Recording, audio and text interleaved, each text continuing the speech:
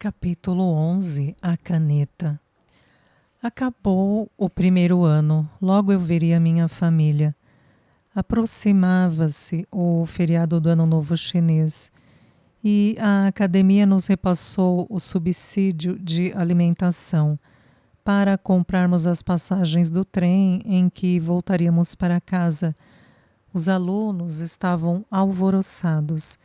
O ônibus escolar nos levou de Pequim, onde compramos presentes para a família. Gastei apenas um ivane em doces e guardei outros 3 para devolver aos meus pais. Eu bem sabia a diferença de 3 ivanes fariam para Nian. E o dia, mas mais diferença que qualquer presente. Os 2 últimos dias antes da volta para casa me pareceram dolorosamente longos. Eu contava os minutos. Estava ainda com tanto medo de que o diretor Wang me chamasse à sua sala por causa do meu fraco desempenho que procurava evitar os chefes políticos. No último dia, porém, logo depois do almoço, esbarrei na pessoa que menos queria encontrar. Ni hao, diretor Wang. Cumprimentei com o rosto afogueado e o coração aos saltos. Ni hao, Sonshin. Está ansioso para rever sua família? Fiz que sim, com a cabeça petrificado. Lá vem, pensei. Faça uma boa viagem, ele disse com um sorriso enquanto se afastava. E os maus conceitos e a expulsão? Que alívio! Minha satisfação era indescritível. Podia, afinal, concentrar-me em rever a família. E as horas custaram ainda mais a passar. A caminho da estação ferroviária de Pequim, meu coração estava mais acelerado que as rodas do ônibus. Um chefe político e 2 professores nos acompanharam. Mais uma vez a grandiosidade da estação e a quantidade de pessoas me deixaram atônito. Abrimos caminho até o trem e nos acomodamos. Uma sirene soou. O trem começou a avançar lentamente. Meu coração já estava em Qingdao junto da família. A ansiedade era insuportável. A lembrança de meus pais, irmãos, parentes e amigos, das bombinhas, da véspera de Ano Novo, do cheiro de incenso, da chama das velas, do gosto delicioso dos bolinhos feitos pela Nian, as brincadeiras de beber e cantar com meu segundo tio, tudo me vinha à memória. As imagens estavam gravadas, caras lembranças, maravilhosos pensamentos. Foi quando me lembrei do boletim escolar. Imaginei os comentários, a humilhação para minha família. Seria uma mancha na reputação, um desprestígio para a família Li. Como eu poderia explicar conceitos tão ruins? Como dizer aos meus pais que detestava dançar? As ideias eram tão confusas que me convenci a deixar a preocupação para mais tarde. Ainda estava cansado dos exames e caí em um sono profundo. Só acordei quando faltavam apenas 3 paradas para a estação de Qingdao. Estava escuro quando chegamos, mas não tardaria a clarear. Meu segundo irmão ia me esperar na estação de Sankou, uma parada antes de Qingdao, porque ficava mais perto de nossa comuna. Olhando a paisagem familiar que se desenhava aos poucos à luz da manhã, senti o coração bater cada vez mais depressa. Assim que o trem se aproximou da estação de Sankou, avistei Sun Niuan, meu segundo irmão, no meio da multidão. Estiquei a cabeça para fora da janela e gritei: Erga, erga! Segundo irmão, segundo irmão! Ele me viu e, correndo, começou a acompanhar o trem. Que bom ver você! Estou esperando há meia hora. A imagem de Sun Niuan correndo ao lado do trem me fez tão feliz que vai me acompanhar para sempre. O dia fora a pé para o trabalho, de modo que Sun Yuan pudesse ir de bicicleta à estação. O trajeto até nossa casa demorou cerca de 1 hora. Fui sentado atrás, com as pernas balançando, uma para cada lado, a bolsa no ombro, sentindo no rosto a brisa fria da manhã. Como você está? Ele perguntou enquanto pedalava. Estou bem, feliz de estar em casa. Como é Pequim? Me conte. Ele pediu ansioso. Falei das ruas largas e pavimentadas, dos edifícios grandiosos. Contei da grande muralha, das tumbas Ming, da cidade proibida e, é claro, da gloriosa praça Tiananmen. Sun Yuan estava absolutamente encantado. De vez em quando interrompia, me fazendo perguntas e pedindo mais detalhes. Assim, falei também do ar poluído, da grande quantidade de carros, de bicicletas e de pessoas, centenas de milhares de pessoas. Quando lhe contei da comida, ele disse: Você está fazendo minha boca se encher de água, você tem sorte. Sun Yuan se manteve calado por alguns minutos, como se precisasse de tempo para imaginar como seria estar diante de tanta comida. Você conheceu o chefe e a Madame Mao? Perguntou, enfim. O chefe Mao não, mas a Madame Mao foi à escola e falou conosco. É, você tem mesmo sorte, ele murmurou. Sabia que ele invejava a vida que eu levava em Pequim e que gostaria de ter conseguido as mesmas oportunidades. Então, para que se sentisse melhor, falei das privadas entupidas, da antipatia de alguns professores e da terrível saudade de casa. Ele riu ao me ouvir contar das privadas entupidas. Mesmo assim, devem ser melhores que o nosso buraco no chão, ainda por cima sem telhado. Prefiro o nosso buraco no chão, pelo menos o cheiro ruim tem como escapar. Lembra os banheiros no prédio do nosso avô na cidade? É tão ruim? Pior, muito pior. Mais gente fazendo cocô, respondi, fazendo-os rir. Em seguida ele perguntou sério: por que você não gosta dos professores? Porque são maus, alguns gritam conosco o tempo todo. Nunca ouviu dizer que um remédio amargo não é necessariamente ruim e que remédio doce nem sempre é bom? Se fizesse tudo direito, eles não teriam por que gritar com você. Mas eu não sei dançar e não consigo me concentrar quando gritam comigo. Só queria voltar para casa, confessei. Ele ficou chocado. Sun-Shin, olhe para a cor da minha pele, olhe para a sua. Em 1 ano, a minha escureceu e a sua clareou. Não queira minha vida e meu destino. O trabalho do camponês é o mais humilde que pode existir.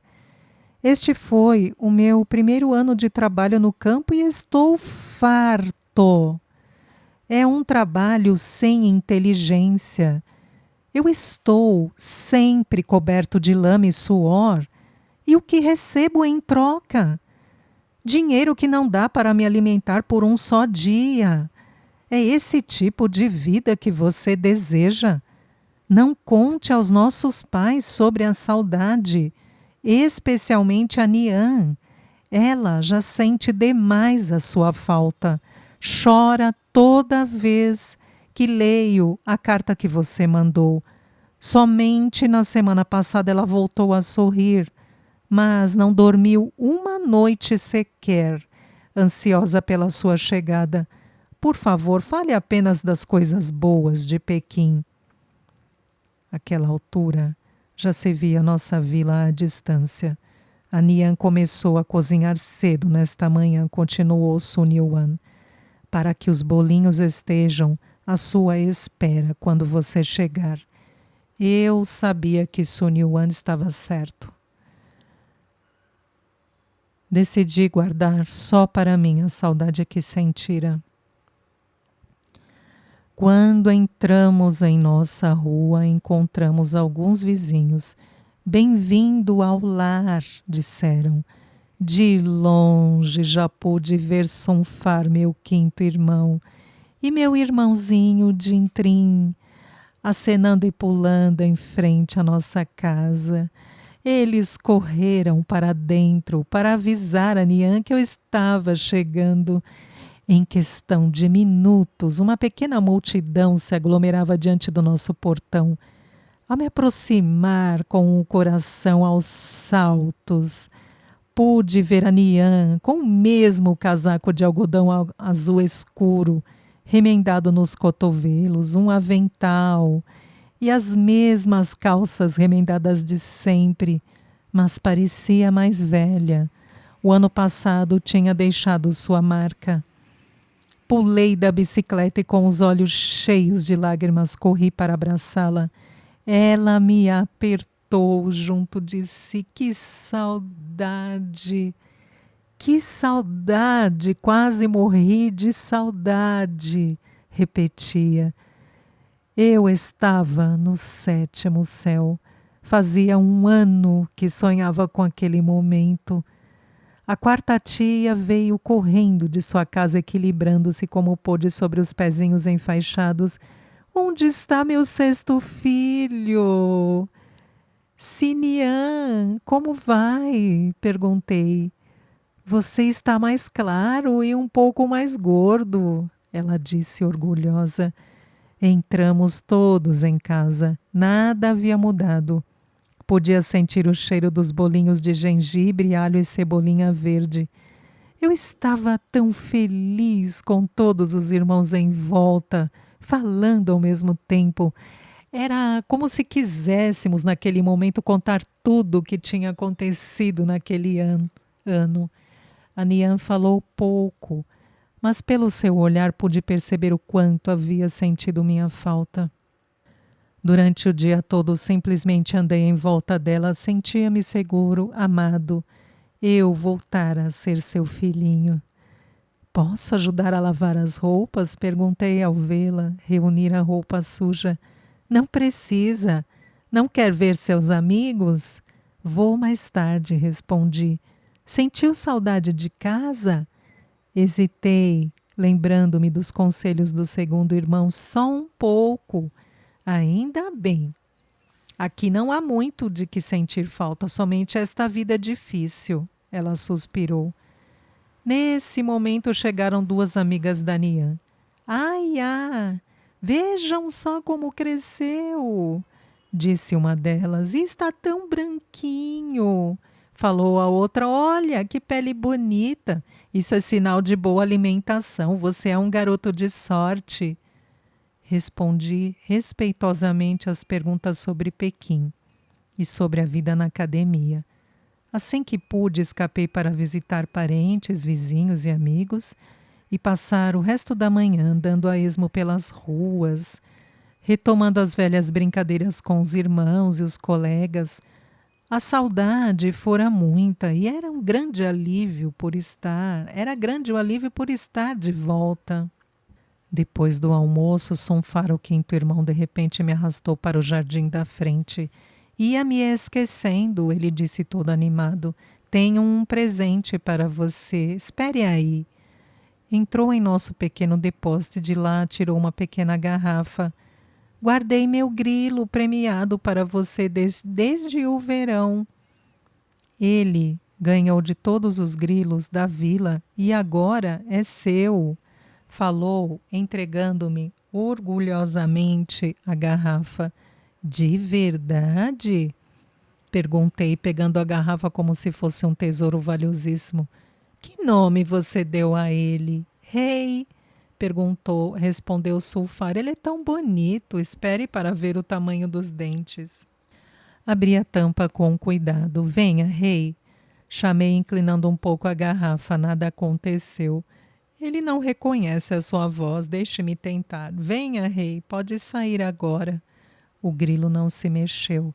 Saia logo, senão mato você, ele gritou já impaciente. Deixe-me ver, pedi. Sacudi levemente a garrafa e virei ao contrário. O grilo caiu morto. Ah, meu rei! Meu irmão estava desolado. Não se preocupe, quinto irmão. Tenho certeza de que vai encontrar outro campeão no próximo verão.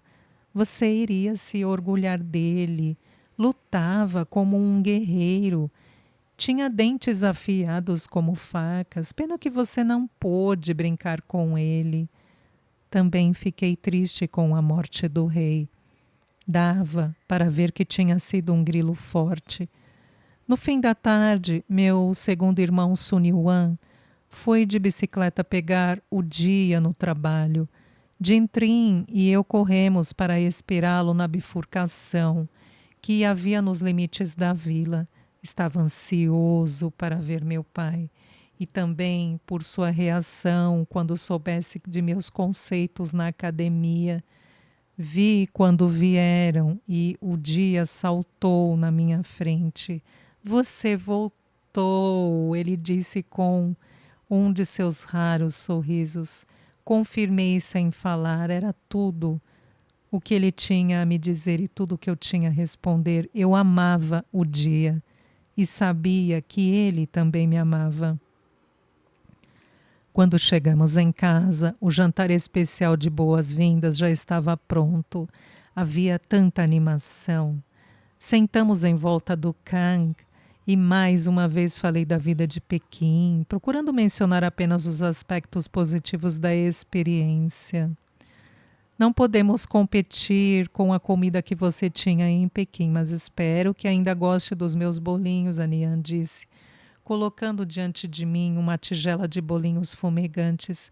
Isso era tudo com que eu sonhava, mas tínhamos bolinhos na academia, menti, empurrando a tigela para perto do dia, porque sabia que não seriam suficientes para todos. Liuga, lembra quantas vezes comeu carne lá? Dintrim perguntou. Quase todos os dias, respondi. Sonsan arregalou os olhos, tal era sua incredulidade. Eu fiz que sim. O silêncio foi total. Madame Mal não deixaria seus alunos passarem fome, não é verdade? A Nian disse finalmente. Poucas semanas antes de minha volta para casa, Sonsan tinha sido aceito pela marinha chinesa para servir em um dos navios de guerra ancorados na área da província de Shandong. Esse foi, portanto, outro assunto sobre o qual conversamos. Depois do jantar, peguei os doces que havia comprado em Pequim e todos provaram. O dia ficaria com o restante como um presente. Então, sugeri brincarmos de caçada, procurando determinada palavra nas folhas de jornal que forravam as paredes. Meus irmãos concordaram alegremente. Era tão divertido. Tudo voltara a ser como nos velhos tempos. Antes de irmos para a cama, estando a sós com meus pais e Dintrim, aproveitei para devolver os 13 vanes que tinha economizado. Por que não comprou alguma coisa para você em Pequim? O dia perguntou. Preferi ajudar a família, respondi. A Nian suspirou. Ficou triste por ver que eu percebia a necessidade da família. Com o segundo irmão trabalhando na comuna, nossas condições de vida melhoraram, embora bem pouco. A comida era a mesma, mas a Nian passou a dispor de mais ingredientes. Rações limitadas de carne, peixe, óleo, molho de soja e carvão, muito inhame seco e uma vez por semana pão de milho. Além dos pratos especiais de Ano Novo, ela preparou bolinhos. Não somente uma vez, mas duas, porque sabia serem os meus favoritos. Ainda assim, nunca havia bolinhos em quantidade suficiente para todos. Então eles passavam da minha tigela para a da Nian, que os devolvia para mim, e acabavam na tigela do dia. E ele os devolvia à bandeja de madeira, para que todos comessem. A Nian suspirava. Garoto bobo, coma. Eu sei que você tem comida boa em Pequim, mas vai ficar um ano sem meus bolinhos. Em nossa vila, onde quer que eu fosse, era o centro das atenções, uma verdadeira celebridade. Você viu mesmo a Madame Mao? Perguntou-me um camponês. Fiz que sim com a cabeça. Ele agarrou minhas mãos e sacudiu violentamente, dizendo em êxtase: é um privilégio, que privilégio!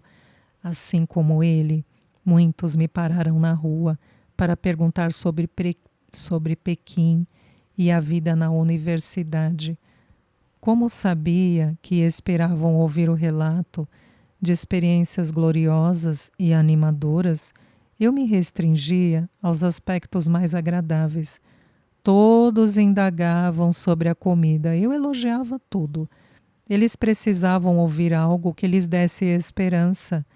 Esperança era só o que tinham. Eu não podia desapontá-los. Certo dia eu brincava de pular em uma perna só com 4 amigos, quando um deles me pediu que desse uma aula de dança. Ensine alguma coisa que possamos dançar. Na apresentação da escola, hesitei. Como poderia? Por favor, ajude seus velhos amigos. Os outros fizeram coro. Sabia que se desapontariam se eu dissesse não.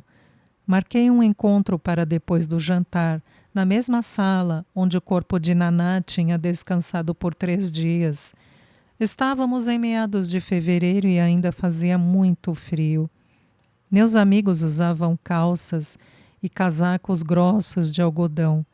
À luz fraca, pareciam enormes bolas de algodão em rama. Vou ensinar um exercício que é o movimento da ópera de Pequim. Comecei. Primeiro vamos aquecer as pernas, senão podem se machucar. Ponham a perna sobre o peitoril da janela. Aquele era o único lugar mais ou menos da altura de uma barra. Os colegas me olharam com uma expressão de quem não sabe o que fazer. Tudo bem, eu mostro como é. Eu disse, colocando a perna sobre o peitoril. Vejam, não é tão difícil. Incentivei, ajudando-os a fazer o mesmo. Tão logo, porém, acabei de ajudar o último, os outros já haviam saído da posição. É muito alto, reclamou um deles. Não podemos usar a ponta do can? Outro sugeriu. Então fomos para o quarto. Realmente, apoiar o pé na borda do can era bem mais fácil. Muito bem, agora alonguem a perna e o quadril. Ensinei ajudando. Ai, ai, reclamaram. Agora vamos mudar de perna. Eles apoiaram outro pé no can, mas não pararam de gemer e de reclamar. Não tem nada menos doloroso e mais divertido para nos ensinar. Percebi que ia ser difícil, não conseguia pensar em qualquer exercício que fosse ao mesmo tempo divertido, emocionante e indolor. Sem outra alternativa, mostrei algumas posições de balé relativamente fáceis. Não sei se vão servir para a sua apresentação, mas são fáceis, pelo menos. Eu disse, demonstrando a primeira, a segunda e a quinta posições. Podem usar a ponta do can como apoio. Eles até tentaram, mas quando alongavam os joelhos, os pés saíam da posição. Você só aprendeu isso o ano inteiro? Perguntou um deles. Confirmei com a cabeça. Ah, com certeza havia algo mais divertido. Vamos lá. Ensine alguma coisa para deixarmos todo mundo impressionado na apresentação. Eu não sabia o que dizer. Divertido? Só conseguia me lembrar de Gal forçando nosso tronco na direção das pernas, usando para isso toda a força de seu corpo. Depois daquele dia, meus colegas nunca mais me pediram para ensiná-los a dançar. Um mês em casa passou tão rápido como um piscar de olhos. A ideia de voltar à rotina rígida da universidade me apavorava. Na última noite depois do jantar, com todos já deitados, apenas eu e meus pais continuávamos acordados. O dia me entregou 8 ivanes. É muito, protestei. Aceite. As coisas estão mais caras. Com o seu segundo irmão trabalhando, nossa vida melhorou. Em seguida, de modo completamente inesperado, entregou-me um envelope fechado. Ia comprar para você alguns doces de sorgo, mas resolvi comprar isto. O dinheiro não deu para fazer um embrulho bonito. Abrindo o envelope, encontrei a mais bonita caneira tinteiro que se pudesse imaginar. E de cor azul real, a minha preferida.